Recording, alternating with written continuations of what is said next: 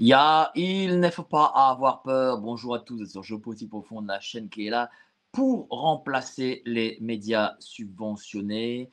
On va parler du décès tragique d'Éric Denessé, quelqu'un qui bossait énormément avec Géopolitique Profonde. Comme évidemment, les médias mainstream n'en parlent pas. Visiblement, pour les médias mainstream, Éric Denessé n'existe pas. Pas un mot, pas une. Rien. Il y a rien, pas une dépêche, rien du tout sur Éric Denessé. C'est vraiment. C'est quand même un sacré scandale, il faut se dire les choses, parce que Éric Denessé, un ancien des renseignements, connu de tous les grands spécialistes, avec une expertise qui était voilà, excessivement reconnue. Il était membre de ce club fondateur C2FR. Moi, j'ai eu de la chance de la voir en plateau, de la voir en émission plusieurs fois. Et quand j'ai appris cette nouvelle, ça m'a fait quand même un choc, surtout après le décès soudain de Général Delavarde. Pareil, Général Delavarde, il aurait été décédé, d'après ce qui se dit, d'un AVC. Bon, je l'avais eu une semaine avant au téléphone. Il se portait comme un charme, mais là, un AVC. Bon, pourquoi pas.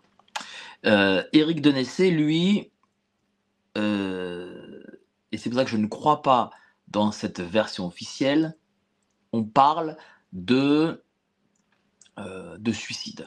Voilà. Officiellement, ce serait un suicide. Alors, on l'aurait retrouvé dans sa voiture avec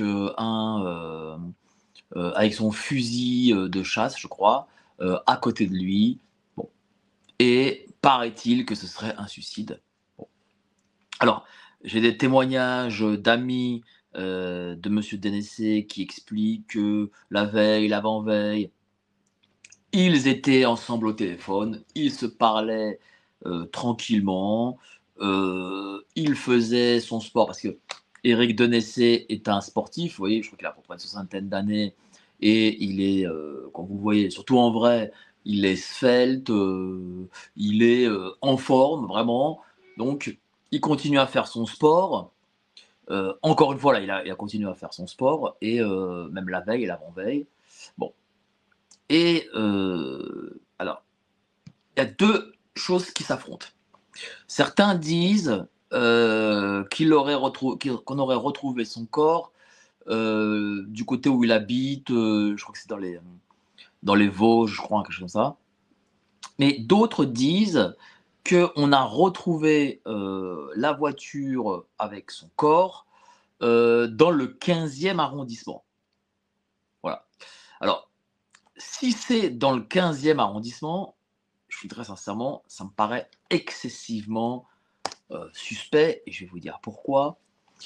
Il se trouve que hier, on aurait retrouvé son corps, je crois, d'après ce que j'ai compris, hier dans la matinée. Bon. Et lui, il n'est pas parisien. En tout cas, il n'habite pas Paris. Si on le retrouve dans le 15e, et ce qui est possible, c'est une des versions qui s'affrontent. Il y en a deux, hein, donc voilà, donc je ne sais pas quelle est la vraie, mais bon, en tout cas, je suppose sur les deux, et je vais supposer celle de Paris 15e. Eh bien, ah bah tiens, on me dit pas très loin de Ballard, donc c'est dans le 15e. Ok, donc visiblement, il est, il était dans le 15e, pas très loin de Ballard. Moi, j'ai appris la nouvelle de Éric Denessé, et vous allez comprendre où je veux en venir. Je l'ai appris en sortant d'émission hier soir. Tout juste, je sortais d'émission, je l'ai appris. Et c'est-à-dire vers 20h30. Il se trouve que hier soir, il y avait une rencontre, comme tous les mois, du club de François Martin, qui travaille aussi avec nous. où se regroupent bon, bah, ses amis, les géopoliticiens, et cetera, tous les gens aussi de la profession. Géopoliticiens, bien entendu, dissidents, hein, enfin voilà, pas les gars de LCI et compagnie. J'étais invité, mais hier, moi, j'ai pas pu aller. J'avais fini l'émission avec Sébastien Périmoni et Philippe Deveul. J'étais un peu fatigué et donc j'ai préféré rentrer chez moi. Et il faut savoir que cette soirée de ce club était dans le 7e arrondissement, du côté, je crois, de l'école militaire. Voilà. 15e arrondissement, c'est l'arrondissement voisin du 7e arrondissement. Bon. Pourquoi est-ce que quelqu'un qui habite les Vosges se suicide dans le 15e arrondissement, à 500 km de chez lui, pas loin d'une soirée où il était invité? Moi, je pose cette question. Pourquoi est-ce que quelqu'un se suicide à 500 km, non loin d'une soirée dans laquelle il est invité et dans la soirée qu'il n'a pas participé, parce qu'il est mort quelques heures avant?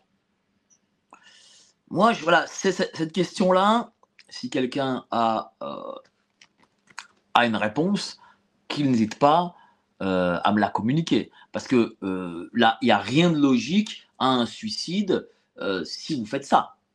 C'est comme si, je ne sais pas moi, j'achète des places pour aller voir un concert d'un chanteur que j'adore, voilà. Je suis non loin du concert et je vais me suicider. Je peux me suicider, mais après le concert, à la rigueur. C'est peut-être mon dernier kiff, voilà. Mais pourquoi le faire avant? Pourquoi avoir acheté les billets? Là, c'est pareil. Pourquoi avoir fait 500 km pour venir à Paris, pour aller à une soirée, ne pas y aller en fin de compte et se suicider avant? Bon, certains me diront, oui, mais peut-être a-t-il eu une nouvelle tragique, bon, c'est pas impossible, hein. Peut-être, je sais pas, voilà, peut-être voilà, il y a une nouvelle tragique personnelle, de vie privée, enfin, j'en sais rien.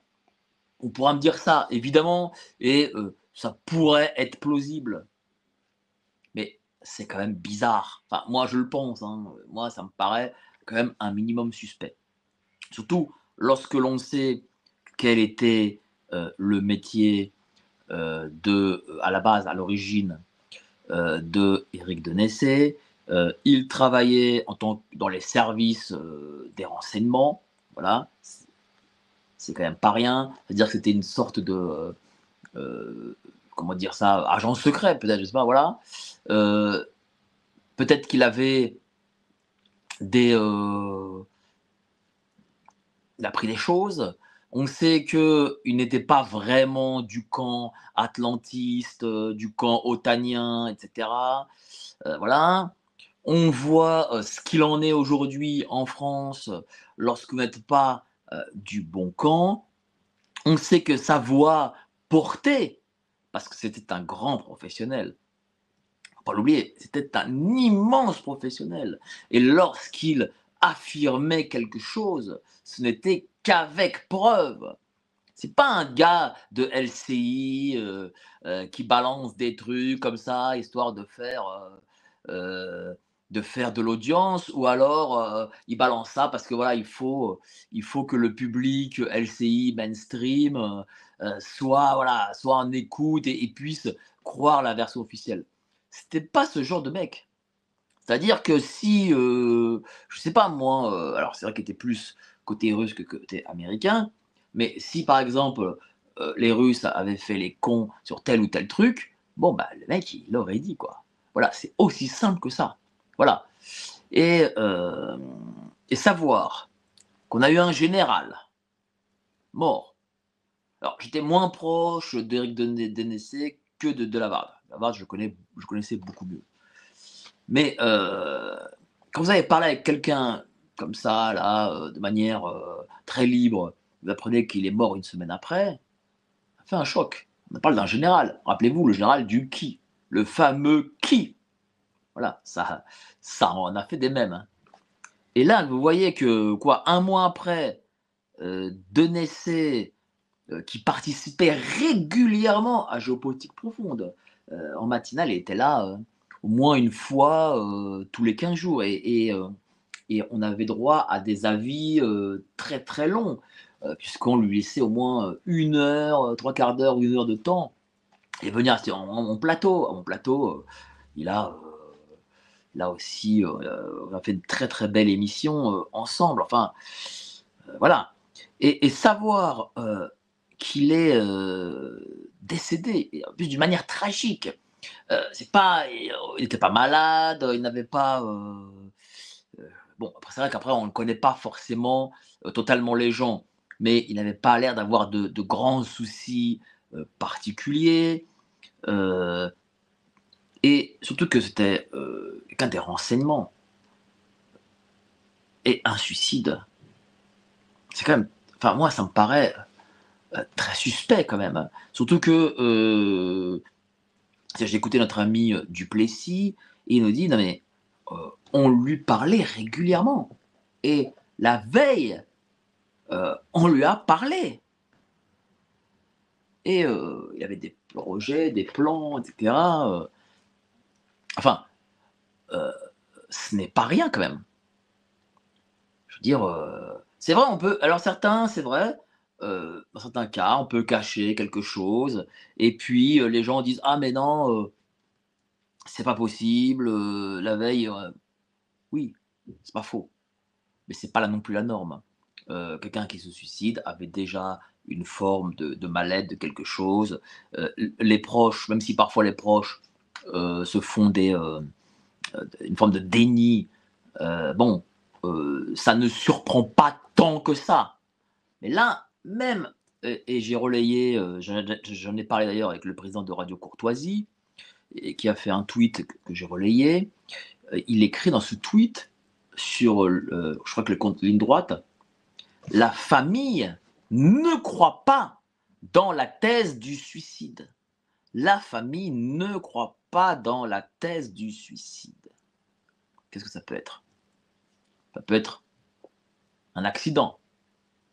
Mais entre nous, comment est-ce que un ancien, enfin un officier, enfin on n'est jamais en réalité ancien officier, on reste toute sa vie, mais un officier puisse avoir un accident d'armes? Moi, ça me paraît suspect. Moi, je peux avoir un accident, je m'y connais pas trop, bon, je vais peut-être la briquer, je sais pas, et boum. OK, mais pas un officier. Faut arrêter. Donc, croire à l'accident, c'est pas possible. Surtout dans sa voiture. Pourquoi avoir un fusil dans sa bagnole? Bon. Et puis, si la famille ne croit pas dans le suicide, alors est-ce qu'elle se fait un déni?